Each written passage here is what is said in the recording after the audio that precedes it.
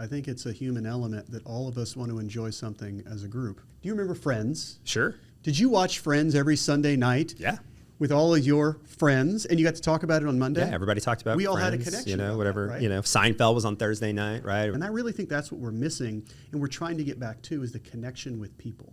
And so drawing an emotion from watching something is really what is going to be the most powerful thing now moving forward in content creation. Mm-hmm. Because the reason why you're not enjoying probably the majority of the stuff that you're watching because you're tired, and it's the same thing over and over again. Welcome to Above the Legal Limit. I'm your host, Justin Chopin, business owner, lawyer, dad, world's best husband, traveler, and adventure seeker. On this podcast, we mix business with pleasure. We'll dive into growth strategies, entrepreneurial adventures, the business of law, and prove that business isn't boring. So let's get ready because we are going above the legal limit. Welcome to Above the Legal Limit. Special guest today, Jason Waggenspack. Thank you so much for coming on the show. Thanks for having me. Appreciate it. So you are the founder, CEO of The Ranch. Correct. Tell me about that. Well, The Ranch is a former two blighted big box stores in Chalmette, Louisiana. Okay. I was familiar with those, yeah. Yeah. I was a location manager for about 10 years in the film industry here in Louisiana, and I noticed we had a lack of infrastructure. I did a little movie called Terminator Genesis that brought me to Chalmette, Louisiana, where I took over one of those big box stores. Okay. And I decided we needed to figure out a business plan to make this more of a real estate play in the industry, and I did. So. Very cool. I'm always fascinated by location scouting in the film industry. And because I'll always, I don't know, there's like always these people who are like, oh, well, they wanted to film a movie in my house. And I'm like, what? They want to film who wants to film a movie in your house? They're like, oh, you know, no big deal. Just Martin Scorsese wants to use my living room. And I'm always thinking like, how the fuck does that happen? Like what?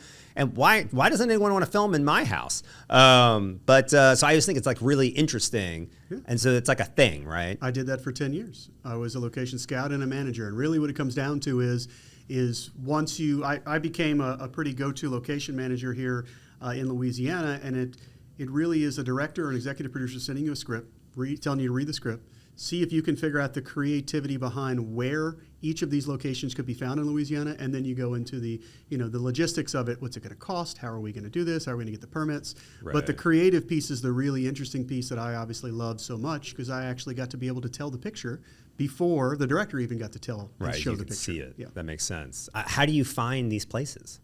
You are just very resourceful. You just have to I had a lot of meet people. I had a lot of friends and family here. I'm from Baton Rouge, Louisiana. Okay. I come from a large family. My mother's an architect. She literally took me in a car to scout architectural houses for a long time. Okay. And so anyway, there are a lot of Waggenspacks. I'm a Waggenspack though. Oh, so did I say it wrong? That's all right. Okay. I get it all the time. Waggenspack. You're right. There is an N there. Yeah. I had no idea. There's a lot of Waggenspacks here in the There Orleans area. There are a lot of those too. There are a lot of lawyers. Yes, there are. There are very few Waggenspacks here. I have a cousin. It's a subset of the Wagpacks. Yeah, there's like a the suborder. There's the French and the German. It's really different. The French is what you called it. The German is what we call it. Okay, fair enough. Yeah. So you just, growing up here, having a network, and then I assume at some point you just have to just be bold and ask people like, can I see your living room? Yeah, after a while, once you start to see scripts and really understand what directors are looking for, what production designers are looking for, you understand the architectural elements of an exterior that might fit for an interior. And then you're right. You continue using resources, calling around, ask if you can knock gently on the door. Hey, this house. Do you get paid for looks that? very absolutely. Yeah, as the homeowner, not you. I mean, I just your job. Both, I know you get on paid. both sides. It was volunteer work. I mean, not for scouting, but obviously, for filming. Yes. For so if someone wants to come and film in my bedroom, 100%. We will move you out. We will put you in a hotel room. This is for the big budget films, by the way. The little ones might be a little different. Right. But the big budget films, we'll send you on vacation for a week. At that point, or if you want to, we'll put you at the downtown 5-star hotel. And there's no bullet, if it's like a mafia movie, right? Someone's getting shot in my bedroom, and there's like a dead horse. Like I'm gonna come back, and I'm not gonna come back to like a horse in my bed, right? No, we're gonna put it back better than the way you found it. And if not, insurance is gonna cover whatever. Insurance will cover it. I could see that. That's actually good. I could probably use that. So that way my kids have we just built a house and my kids they're systematically destroying it from day one. And so we're like, oh, it wasn't like that before. I don't know where that sheetrock hole came from. That must have been something y'all did. Sounds like an insurance policy you need to pull out on your kids. Yeah, right. I do need to do that. So, well, I love that you're in big box stores in Chalmette, because on that strip, I mean, those big box stores have been there since Katrina, and it really, we have some good friends in Chalmette. I haven't been down there as much lately, but I've certainly been down there a lot. And my brother-in-law and sister owned a brewery down there for a while, 40 Arpent. Yes. Right there on the river. No, so it's good to hear like industry coming in there. There's a need for it. Well, when we were there, obviously, when I started the facility, we were at, kind of progressing towards our peak, if you will, of the industry, which really in 2021, 2022 is our peak. We can get to that in a second. But I started the facility and the business in 2014. Like I said, I had brought Terminator Genesis. I had literally walked next door and knocked on an office building there and found the owner of a building next to the one we had leased, which was an old Save-A Center and an old Lowe's. Okay. The Lowe's was a former Walmart grocery before Katrina, and then was washed away. Lowe's came in, built the biggest Lowe's you can find in the country, because they knew that there was going to be a lot of people rebuilding. A lot of people. That was probably the busiest Lowe's. Well, unfortunately, there was a Home Depot next door that was already established. Correct. And only 10,000 people came back in the first 5 years because of the insurance. We'll go back to that again. Sure. Issues. They couldn't get insurance for their homes. Sure. So Lowe's cut the cord and said, we're just going to leave the building vacant. So I walked into a pristine, beautiful building to film Terminator Genesis in. And then while I was doing that, I walked to the office building, Torres Park Plaza, knocked on the door of Mr. Sidney Torres and said, I need to rent your parking lot next door. I'll give you X dollars. And he said, fantastic. And he looked at me and he said, sounds great. He said, but how do I keep you here? And I said, interesting you asked that question. He said, yeah, I see all of these cars driving back and forth, and I would love to see that more often. I said, well, I think we can make that a reality. And so I pitched him a business plan, and 6 months later we went into business together, and here we are 42 pictures later and 11 years in. Love that. So, and another lawyer, too. And a well-respected one. I love that he's got his own, like, plaza. Yeah. I'm thinking, like, if we just keep expanding our office, maybe we'll just take over Poydras Center. I tried that this last lease negotiation. I was like, I want my name in the front. And how did they react to that? They laughed at me. They were like, no, we're not doing that. I was like, well, you did it, you'll do it. You did it in Poydras Center, and it's across the street. The Pan Am's got it. And I was like, come on. And they rejected that. He was like, he's like, you have no idea what an enormous pain in the ass it is. He's like, we got to get the permits from the city. Oh, yeah. He's like, and if I offer it to you, I got to offer it to so and so in the building. And technically, he's got more square footage than you. And I was like, well, just don't tell him. He'll just come in one day. Don't just see Chopin right in front of the building. He's like, no, we're not doing it. So I was like, all right, fine. In due time. I officially had pushed the outer limits of our ability to renegotiate the lease. So there turns out there are limits. So the film industry is interesting in New Orleans. I can remember a time. I mean, of course, we all remember like Interview with a Vampire, right? So it's these sort of one-off films. Was it? Oh, okay. Film. Sorry, no, not the film. The series. Oh, the AMC series. Was at my okay. facility. Yep. I just like back in the in the day, right? When I can remember everyone's like, oh, Tom Cruise rented that house, right, on Audubon and stuff like that. But then you're in the early aughts, or I guess that's what we call them, or the 2000 teens. I don't know, whatever century we're in. It was constant.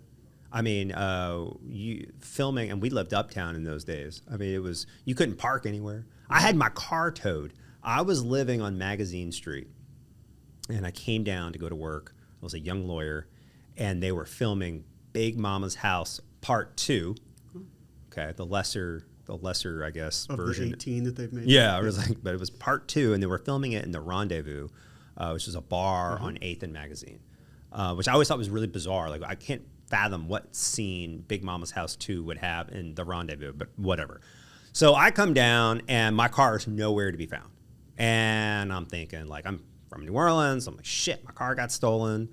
Now what am I going to do? And I got to go to work. I'm like all dressed. And it's just like, you always expect when you leave your house dressed for work that your car is going to be there. Mm-hmm. Right? Very rarely are you like, well, if my car's there, I'll be downtown. And if it's not, I'll let you know. And so there's a security guard. And I said, hey, have you seen like a small red convertible? I went through a midlife crisis in my 20s, so now I have like a family car, but back then I was fancy. And so I was like, have you seen like a small red convertible? He goes, no. I was like, I mean, y'all weren't towing cars, were you? He goes, no. And I was like, well, shit, I think someone stole my car. He goes, I don't know. And so I'm just kind of standing there in this sort of blind panic, knowing now I'm about to be late for work. And there's like a glimmer, like in the distance, like the light shining off of like a glass or something, and it catches my eye. And 300 yards away, I see this small red convertible. I said, wait, is that my car? And the security guard goes, oh, that car? Yeah, we towed that. I was like, why would you tow it? And he's like, oh, we're filming Big Mama's House Part 2. I was like, awesome. So that was my first introduction to filming in New Orleans. Well, I'm sorry that ended up happening to you. That's fine. It was a blockbuster hit, and so it was the least I could do for those guys.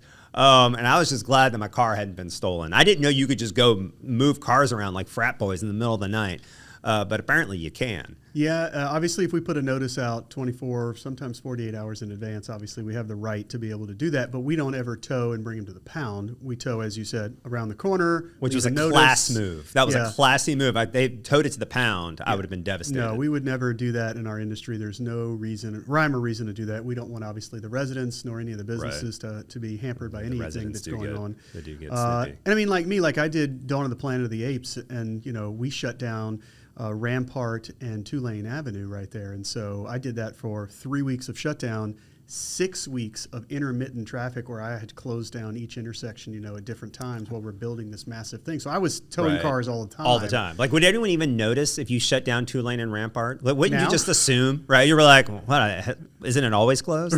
Like, no one would even notice, right? There's so much construction going on now, you're absolutely right. That's like the Ghostbusters 2 line, right? Where they're digging the hole in the street, and he's like, why would you dig a hole? And it's like, we didn't think anyone would notice. Yeah. Well, it's interesting you say that, because that is, essentially... utilities companies have carte blanche on wherever they want to do in the city. They literally can put up a post and say, "Oh, we're now digging today." There's no communication. They do it on my street all the time. Absolutely. There's a spot on my street. I don't even know what they're doing. That's Sewage and Water Board. Constantly do that in my neighborhood. They dig up like it's about the size of this conference room table. So they'll dig up this table, and then they'll come back a week later and fill it back in. But they'll put a big iron plate down where you're like hitting it the whole time. Yeah. And then they came and dug it up again. And then they put new concrete down. Yeah. And then there were crews out there the other day. I was like, okay, what the fuck are y'all doing? I don't think there's a master plan. That's the problem. First of all, why don't we just not fill it in? Let's cut, measure twice. Let's cut once. Okay. So let me help you here. Like, what are you trying to accomplish here? Because I feel like I could short circuit some of this for you. And they're like, I just think they know. And they're like, I don't know. There's like Groundhog Day. Like every day I wake up and I dig a hole on your street. I make no repairs, and then I fill it back in again. That's a whole nother topic for another time. But the Sewage and Water Board is so ass backwards. I think we all can agree here in the city of New Orleans that they have no rhyme or reason for having any understanding of management nor how to fix a problem in a general sense, instead of going in, just like you said, and just cutting stuff up, patching something with duct tape, and then we're going to come back in a month and have to redo it again. Do you live in Orleans Parish? I live in Gentilly. Yeah, okay. So I live in Orleans Parish. And I was making this joke this morning about, how Sewage and Water Board always wants to do auto pay. Oh, yeah. And I'm like, oh, no. And to be clear, every other utility I've ever have and or currently have is on auto pay. But not you, Sewage and Water Board. No. You're on a net 30 basis with me, because I have to make sure, that these things all match up. They every month. It's like it's $100. It's $250. It's $100. I'm like, I haven't done anything different. I've been consistent. I've never moved into a new house and not received a $1,000 water bill, and they can't tell you why. And I'm like, I know why. Okay, because the last time you read the meter, someone else was living here. Like, this is not rocket science. I know what's going on, but that wasn't me. Okay, you go figure that out on your own. But I will say this now, this is very off topic, but they have this new appeal process for Sewage and Water Board where they hire like real people and like lawyers with like email addresses. And so I just did a new dispute, and they were like, yeah, I think looks like you're right. I mean, Sewage and Water Board is trying to charge me $100 for a year and a half. And every time I'm like, hey guys, if I owe the $100, I'll give you the $100. All I'm asking for is, why are you charging me $100? Because it says here, like, right, this is New Orleans, right? So these are like New Orleans dollars for money, like $193 every freaking month for water. And then it'll show like 193 received. And then it'll show balance, $100. So I was like, so again, I'm not opposed to the $100 per se, But I think it's only reasonable that I ask you what it's for, and you should be able to articulate to me what it's for. You got to have some backup. Right? And so we went to this appeal process, and last month they were like, we finally, like the whoever is in charge of the appeals is like, I think you might be onto something here, Justin. I don't think you owe them $100. I was like, more than that. If you go back far enough, I think they owe me $100. See that minus sign? It was like, it's a balance forward. I overpaid them $100. Mm-hmm. And so they're like, we got it. Don't worry about it. It's fixed. Yesterday, I got my monthly invoice for Sewage and Water Board, and it says, you owe us $100. I was like, here we go again. I was like, here we go. So, but back to the film industry. So the film industry is super hot, you know, in like so what happened? Like, what's the change of sentiment? Are we still filming a lot down here, or? So right now, no, but it's a long answer to that question. And let me try to shorten it as much as I can. I'm glad you got something to drink here. Yeah. So you have to understand, our program started in 1995 with like this little minuscule incentive program, and then in 2002 we actually became really an official program where we jumped it up to 15% and then to 30%. Okay, and so we were the first place in the United States that ever had a tax incentive. Canada was the first place that was offering incentives in the world, and we were the first place to offer it in the United States, okay? Hollywood of the South. Hollywood of the South. But we don't really call it that anymore because Hollywood of the South is sort of it's a hit phrase that we don't necessarily like. We want to be Hollywood, Louisiana. Great. We want to figure out how to do that eventually. We'll get to that. But so in 2002, we became the first place to incentivize, and we started drawing productions away from California and New York. People started coming and recognizing this was a great place to come and film. You had great crews, you had great culture, you had great food, obviously, great places to stay. People loved coming to a destination city. And so they also started to recognize all of these locations that we can provide are very diverse. Like I've got an infinite horizon Lake Pontchartrain that looks like, the Adriatic Sea. Right. I have a sand pit in St. Francisville that I can mimic, the desert, the Sahara Desert. So you can go downtown New Orleans and I can mimic Los Angeles, I can mimic New York, I can mimic Chicago if I wanted to. Right. So they started to recognize they can do a lot of things here in and around New Orleans and all over the state of Louisiana. So we slowly ramped up significantly. And by 2012, 2013, we were the #1 place for you to come and make a movie in the world. It was every day. We constantly I was downtown practicing law in those days, and it was cool. I always thought it was very cool. There was always something going on. We're on Lafayette Square. There was always something going on Lafayette Square. Someone's always making like a shady deal on Lafayette Square. There's always like a film. You can always see like they're like a heist movie. Yeah, there's always something. There's always some shady thing going on Lafayette Square. I did quite a bit. I did a car accident over there on Lafayette Square for the movie Red with Bruce Willis. No, I remember the car accident because I was in this building. Oh, were you? I was sitting on Lafayette Square telling everybody to be careful and stay away at the moment. So yeah, I was out there. Yeah, those are fun times. So we ramped up and we became the #1 place to do a feature film. All right, and so then in 2015 hit, our Jindal budget woes started to crash before Jindal was on his way out, and they were trying to figure out a way to plug a hole in the budget that was leaking. And so what they said was, well, we need to figure out an understanding because you have an uncapped program of tax credits. We don't know how much money's coming in and going out.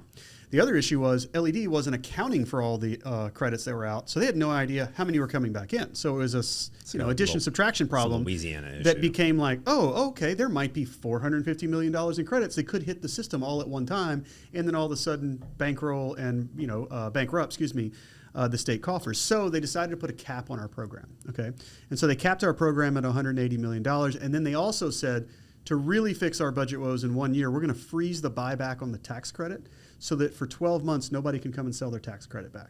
So what did that do? That plummeted the value of the tax credit. At the time, it was between 90 and 92 cents was the value of the tax credit. It was bankable back to the state.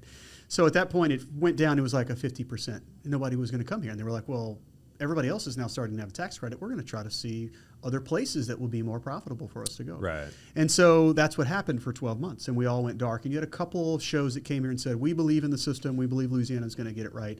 And so they did. And so really the start of the demise, if you will, in Louisiana was the uncertainty of the government giving the tax credit on a regular basis and if they were going to honor those credits. And so that's what began in 2015, a 10-year run of now my organization, Film Louisiana, formerly LFEA, to really figure out how we were going to lobby and understand the viability and educate the lawmakers on what the return on investment is of the money that they're giving out, which was at that time was almost $1 billion in spend every year. It was like you have massive amounts of spending coming in for your $180 million going out. That's Vendors, right? Employees, like there was infrastructure that was the infrastructure built. was We had huge. $300 million in infrastructure. We have we 10,000 jobs a year, $350 million in People were local building payroll. studios, right? There were a lot of Built mine. Trey built his. You know what I mean? We all got into the market because it was very strong. So in 2017, we made a couple of changes because we started to recognize that episodic content was now the future, that movies were way too expensive and they didn't really bring as much ROI back to the state.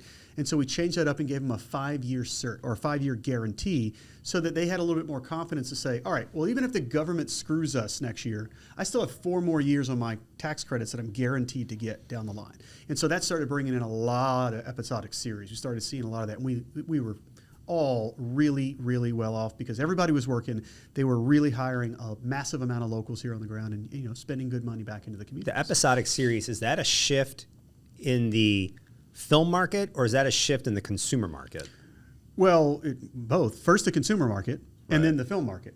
Because as you started to recognize, people were interested in watching multiple series. Netflix obviously had, their bundling where you're just going to get everything and you're going to just just get it all at one time. You can get it all at one time. It's crazy. And so I love it. It allowed for shifts in the market of, okay, well, our consumers really want that regime of how Netflix is now setting things up. And then Amazon got into it, and then Disney got into it. And then as we sort of shift forward 5 or 6 years, we're really humming. Things are going really well. COVID hits. Yeah. When COVID hits, every major studio turns around and says, we can't go into theaters anymore, and we don't know if we're ever going to be able to go into theaters anymore, right?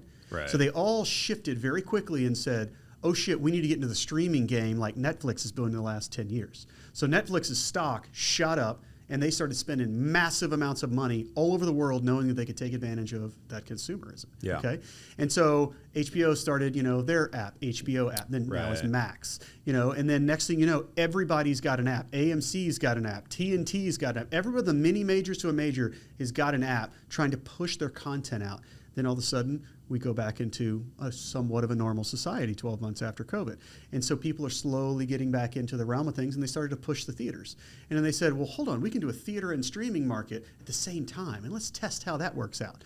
And then they found out that didn't work at all because Warner Brothers started screwing all the creatives that didn't get any back end on their theaters because you only get front end for streaming. You don't have a back end because nobody's paying for a ticket that you're splitting the cost on the investment of each of the movies. So they started to hit this free-for-all of trying to understand what the hell the market is doing and how I can generate revenue. And that's where we kind of sit right now. Yeah. Because when all of a sudden everybody wanted to put all their money into the pot of streaming, they looked at it and said, oh, let's put a ton of money in and make a ton of content because everybody wants to watch stuff. And that bubble burst because all of a sudden all of the laborers, all the people who are creating all this said, well, we need our share as well. We see you making hand over fist money. And so that began the strikes. You began having the SAG and DGA strikes, and then you started having the IATSE and the Teamster strikes. And so when that began, it slowed production down significantly. And unfortunately, during that slowdown, all of those studios recognized that streaming wars didn't make them any money. And so it started to level off. And then they started to recognize, if I'm not making any money, then we're going to slow down production. And that's obviously all the labor strikes that we've just negotiated. Our labor has gotten higher. We need to look how we're going to save money, right? So it's either not make content or go find the cheapest place in the world to make content. And that is the place where foreign exchange helps you. Where if you go to Canada right now, you get 29 cents on the dollar. If you go to Europe, it's generally around the same, but probably around 20% right now.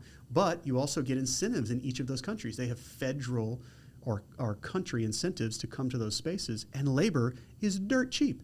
They did a test just recently that said, if you take a project to Budapest right now, Wow. 8 grips, all right, would cost you $50,000 for a 4-month shoot. What would it cost here? One key grip, the key grip of all the leaders of all those, will cost you $53,000 for a 4-month shoot right here. So think about that. Yeah. It's like well, the Budapest price of is labor. Awesome too, right? So, yeah, I mean that's not surprising So to hear, we're right? pricing ourselves out of the market at the Always. moment, and it's just an unfortunate nature that has really kind of culminated with everything I just alluded to. If we were making tons of money, I don't think it would really matter. And you'd have a lot of the SAG and DGA people saying, "Oh, well, let's just stay home. I don't care about going over there and saving $1. My creative has to stay here in the U.S." But now nobody's working, nobody's making any money, so they're like, we need to go and figure out the cheapest place to go make it. So, in a short yet long answer, there's a lot of problems. That is where we're at currently in the landscape. It's interesting. So I haven't been able to see a movie in quite some time. My daughter was born in 2016. I remember my wife and I went to go see a movie shortly before she was born. It wasn't even like a good movie, too. I was like, that's the killer. I was like, it wasn't bad. It wasn't bad. I think it's the one where Nick Nolte does the Appalachian Trail with Robert Redford. Yeah. It's like, it's a book adaptation. So it's not like a bad movie, but I mean, if you were going to be like, what's the last movie you're going to watch for 10 years? Right. I mean, you sure shit wouldn't be like, you know, a Nick Nolte, Robert Redford flick, right? I mean, you're going to come up with something better than that. And then, you know, but then you're right. COVID hits, you know, every streaming kind of went nuts. We did the what you know, where you just watch the whole binge. We binged watched, but then, you know, but now we're just tired.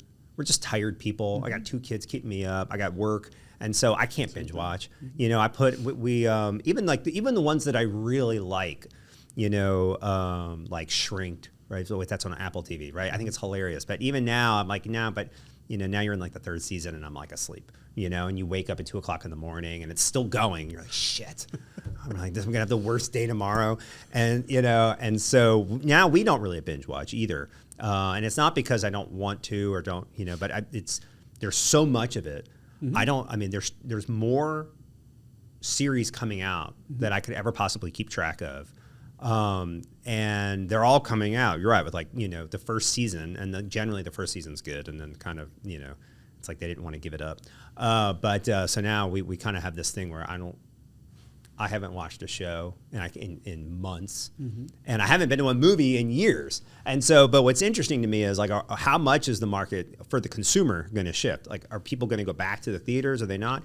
To me, I think there's something really, there's like a visceral experience of going to the movie theater, especially now that they're like comfortable and your feet don't stick to the floor quite as well. Like you can like the big seats and you get the popcorn and you have a Coke Icy and there's like a little nostalgia there. And you I think watch it's something beyond nostalgia. I think it's a human element that all of us want to enjoy something as a group. All right. So whether it's me watching it home and enjoying it the same time you're watching it, like, do you remember Friends? Sure. Did you watch Friends every Sunday night? Yeah. With all of your friends, and you got to talk about it on Monday? Yeah, everybody talked about it. We all Friends, had a connection. You know, whatever. That, right? You know, Seinfeld was on Thursday night, right? It was like Seinfeld Friends. So you began, you know, the locker room talk or the water tank talk about what those shows were, and you connected with people in that way. And I really think that's what we're missing, and we're trying to get back to is the connection with people. And so drawing an emotion from watching something is really what is going to be the most powerful thing now moving forward in content creation. Mm-hmm. Because the reason why you're not enjoying probably the majority of the stuff that you're watching because you're tired, and it's the same thing over and over again. You probably pretty much know what's going to happen on a season of Suits. Like, oh, I know exactly what's going to happen here, and I know how this person's going to end up. And so it's already programmed because it's something that they know that you're going to want to watch over. And you get that dopamine hit knowing that, all right, they have this problem, they're going to have this climax of this issue, and then they're going to have a resolve. You know what it was? It was Lost. It was Lost. I feel, and I bet most consumers agree with me, we got betrayed by Lost. It was a complete and utter betrayal. And it wasn't like The Sopranos. I was going to say, there was a betrayal there. The Sopranos was like, maybe now, 20 years later, 25 years later, like, no, we were being artistic. And I'm like, oh, shut up. You know? No, Lost, you fucked us all over because you got me in. How many seasons was that? And they didn't binge watch the seasons back then. You had to watch them like in succession. So you got me for like 7 years. And then I thought it was going to be like J.K. Rowling, like she was really going to tie it. Like, cool thing about Harry Potter is like there's never a loose end. Mm-hmm. She did a masterful job at tying loose ends. I thought it was going to be like that. There was not a single tied loose end. There were like the giant foot. Nobody knows, you know, it was like, towards the end, you had invested so much time and energy in the show, it was pretty clear that a bunch of writers got together for a good idea. And then after a while, we're like, I don't know where we go from here. I don't know, give them a freaking polar bear? I don't know. And they're just making it up as they go along. And so, which I think comes to the issue of these series, you know, are great, but I think they make a lot. I guess they make a lot of money on the first season. It's a big hit. Everyone likes it, so they make a second season, and everyone's like, it's just like sequels, right? Right? Like everybody, we saw Freddy Krueger and they're like, oh, that was crazy. And then like there was another one. We're like, okay. And then you start getting to like Freddy Krueger and Jason are fighting the Predator. And you're just like, well, come on, dude. I mean, this is getting out of hand. Here, all of these people in one bedroom at one time. But that's what we're doing right now. We're just rebranding stuff. So it's just the same. It's just the series just sort of degrade, even the really good ones. And I think there's nothing wrong with having a great movie like have an end, right? Or like a great series, just like you'd be like, yeah, and this is what, and yeah, they did. They died at the end. Sorry, I spoiled it. That they all die. Whatever it is. Like I think there's no finality in some of these things, and so they just sort of peter out. Yeah. And then me as the consumer, I think the last real series that my wife and I excitedly binge watched was probably Ozarks. Oh, I loved Ozarks. We really wanted to see what happened. But I don't think that there's been one since. There was no, that was final season. Yeah, I mean, no, I don't think that there's been a series like yet that we've really been like willing to invest, huge portions of our time. And then the other thing is my kids. Like I could tell you a lot more about like what my kid shows. I'm the same way. I have a 9-year-old and a 12-year-old. Right. So I'm 9 and 7, right? I'm trying to find something with them that I can watch that we all. No, enjoy. there isn't. It's just there is not. I actually didn't mind the Peppa Pig years. Oh, really? I enjoyed the Peppa Pig years, and then the Bluey years were great. I really enjoyed that. My kids were into this thing like if you give a mouse a cookie, which that they push out content. They're pushing out more content than I am. Those guys, I mean, but that's the problem. So let's get into that for a second. We were talking about you. Obviously, you're not resonating with some of the series that are out there these days. Your audience now is going into a next generation that is now completely serviced by YouTube. Yeah. And so you have all these short form content that I have a feeling that have no emotion whatsoever. There is no emotion in that content. Yeah. I literally walk into a room and my kids are watching YouTube and I look at them and I sit for about 2 minutes because I want to consume what it is that they're taking in. And it is the most mundane stuff that you could ever possibly imagine. There's no arcs. There's no peak. It's just like, bah, bah, bah, bah, bah, bah, bah, bah. And I look at them, I'm like, how is this entertaining to you? I hate it. I do not understand. And I feel like it's draining all the emotion out of them as children. Right. And so I usually am like turn this monsters off, go outside. Yeah. Go enjoy yourself and get away from this for a little while because it's just creating, just idiocracy in your brain. And so to me, like we're going back to what we're saying, you need to now find emotion in content. And I really feel like we're in an age now that technology is about to completely revolutionize what we do, okay? It was LED virtual volume screens for 4 or 5 years, which I did a lot of research on and really appreciated where we're heading with, but that is a really expensive, a tool to use. Now it's AI, and what can we do in AI, and how can we create the content that we all know and love in a quicker amount of time? You're still going to use the same crafts with cameras that you have here in your studio right now. Right. You're still going to use the same people. You may not use as many, but now you're going to make more content. So there's going to be an opportunity for more people. And so hopefully we're going to get to a point where studios are looking around and saying, all right, I was spending hundreds of millions of dollars to make 1 or 2 pieces of content, and it only got me X dollars, or it gave me, it didn't get me anything. It gave me a negative.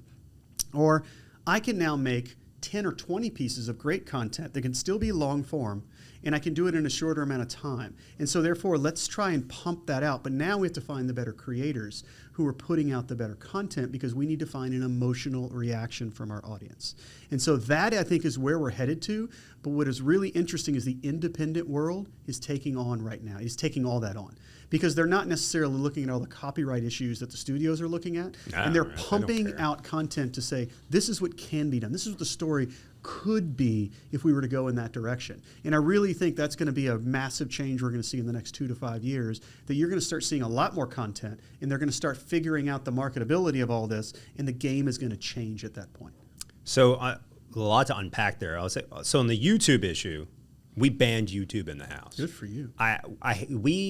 So my kids, if they put on a show, this has changed as they get older. It's changing. It's a moving target. But when they were younger, all my nieces and nephews are like, they have their tablets and whatever, and they're watching YouTube. My kids don't have tablets because I don't want them to.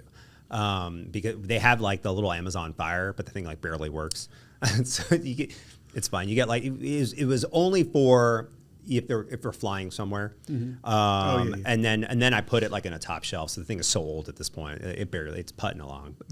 But But we noticed something different. So if I put on Peppa Pig, they may get three episodes through, right? And they're short episodes, so it's not like they're not there for that long. And now they've moved on and they're doing something else. I noticed with YouTube, sort of right off the bat, my wife would be working, I would be, cleaning or doing whatever, and it's like 1 hour, 2 hours. And I remember my wife being, I was like, what, they're just sitting there watching TV all day. And she's the one who really like figured it out. She's like, no, there's something about it that they couldn't get away from it. And so it was all these decisions were coming in at one time where we were like, okay, we're just going to go ahead and pull the plug on this. So we're going to take away the devices. And then when I saw their reaction to taking away a device, they flipped their shit. And so I was like, okay, well, that only proves my point even more. Your reaction is so out of the box. Like, we're just taking this away forever. And then we took away YouTube, and it was the same thing. Nothing should hold certainly not that garbage. Like, if it was like a long movie, we were like, I just want to see what happens next, I'd be like, fine, of course. But that wasn't it. There's sort of like cadence to it that just keeps them, they can't get away from it. So we deleted all the apps off the TV. So none of our TVs have YouTube. Smart. I like this idea that you're right. I mean, going to the movie is sort of a collective experience. It is. We all want to go into that dark box and escape, right? Yeah. We want to get away from reality and society for a couple of hours. For 90 minutes, and right? you want to do it with other people half the time. Right. So if it's a comedy, we're all laughing together. If it's a scary movie, we're all scared together. Yeah. If it's an emotional, inspirational movie, and at the end of the film we're all crying, we want to do that together. I used to say this about The Office. I never liked to watch The Office because it was filmed in a different style.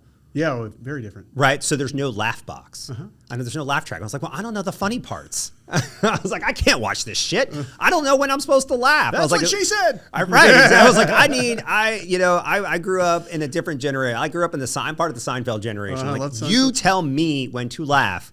Okay, and just let me sit here and veg out, and I'll laugh when you tell me to laugh. Don't worry about it. Or even the ones that are filmed before a live studio audience, where I suppose I've never been. Maybe they tell people to laugh. That would break my heart. But essentially, everyone's kind of laughing at the same parts, right? And so you're right. When you're watching a comedy and there's like the audience, and now they're laughing and you're enjoying it so much more. If you're just binge watching it at 10 o'clock at night, it's really not, very rarely is it really that funny. Every now and then you'll get one where you're like, that's just hilarious, where you could still belly laugh by yourself. It's an interesting, dynamic. I would like to be able to go see a movie again, and I'm confident any day now, my kids are going to be old enough where I can do that. I have seen like Frozen Part 2 and Moana Part 2 and whatever Part 2 kid shows out there, and I've they seen them all suck. as well. Frozen Part 2 I was like kind of okay with. Moana Part 2 I was like, get out of here. Yeah, that's trash. This isn't even witty. And I was like, and you just ripped off the other one. It's I the exact same. I don't know how they did Trolls 2 better than Trolls 1. That was really interesting too. I've never seen Trolls at a theater. I've only seen it. That one, my kids will watch that. Like, that's fine. Like, the music's good. Like, the music's good. I'll let them watch that. I don't have any problem with that. They're starting to get into. I came home. My daughter was watching like Babysitters Club, and I was like, "You're watching?" Essentially, my daughter has reached the soap opera era of television, and it makes me very uncomfortable because I grew up with like the soap operas, like were always on, and I could hear it, and it like makes me twitch. And my grandmother was like you with YouTube. And so in my generation, if the soap opera was on the TV, she would unplug the TV and pull it out of the room. She hated garbage. I hated them. I don't like them either.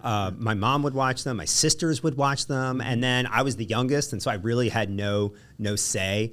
And so, I mean, I don't know if there's ever been another show that could be on TV where you, as the viewer, could literally just be sitting there thinking, like, I could be doing anything else. This is the worst garbage. That's probably the only thing. I could sit through the entirety of Gone with the Wind and be more interested than watching whatever As the World Turns or whatever shit that they were putting out in the 80s. So, but anyway, so I'm thinking, pretty soon my kids are going to let us go, and I'm going to be able to like go see like a good old fashioned film with like popcorn. And so how does AI impact your business as scouting? Does it enhance it? I'm not or a is it a scout. problem? I mean, you're not doing that anymore, but you have the locations. Yeah, sort no, of quote, I am, right? and to clarify, I'm an owner and operator of a film studio, so I'm a real estate play. Okay, But okay. I'm also a producer. I produce a lot of content myself. I produce movies. I produce documentaries. I'm working on a Netflix documentary right now.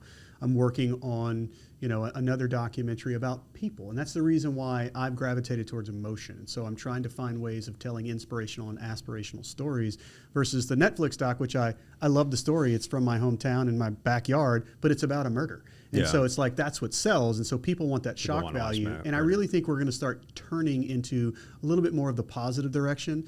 And because of AI, I guess to answer your question, AI right now in the studio system is not affecting me. It will eventually affect us.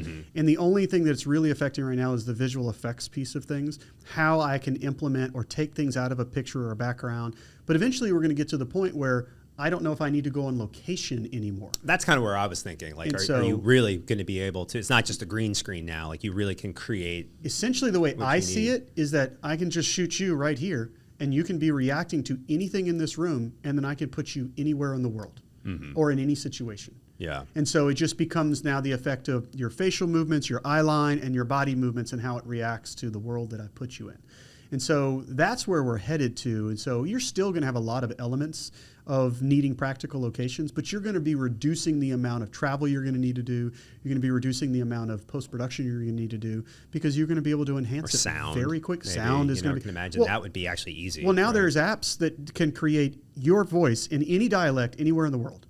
So this podcast that you're creating right now, it will take your dialect and mine, or excuse me, our voices, and make it in any dialect anywhere. We can be Swahili. Doing that. Yes. We should be doing Italian, this in Swahili. French, and it will take the sound of my voice. Really? And give me a French accent. Unlike European, I mean, Americans, we do subtitles. Like, Americans generally we prefer subtitles, but You will Europeans not need those anymore. and Latin American typically like dubbed films. Yes. And if you ever really want to hate a film, go watch it in a dubbed. I believe I saw Pearl Harbor in Mexico with English subtitles that had been dubbed over or something. It was just what an amazing way to ruin a film. It was like just this horrible dubbed over sound. Well, hey, I got this, so they were telling me I went too long. So I'm gonna wrap it up.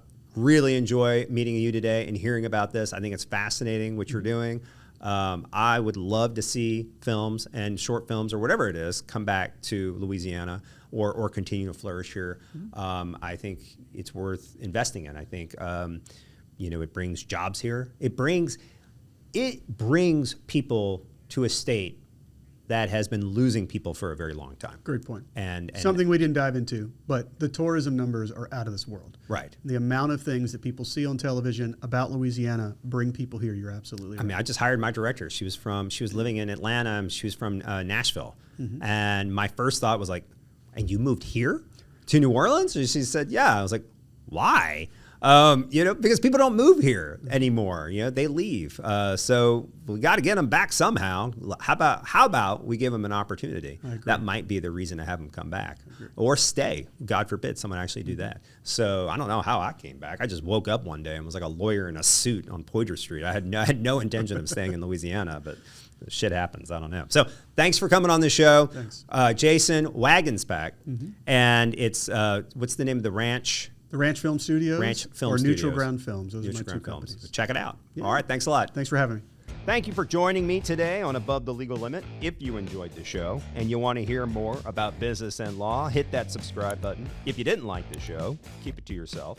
Remember, there's no limit to what we can achieve. We will see you next week. Until then, even though we're above the legal limit, let's drive safely. Cheers, everyone.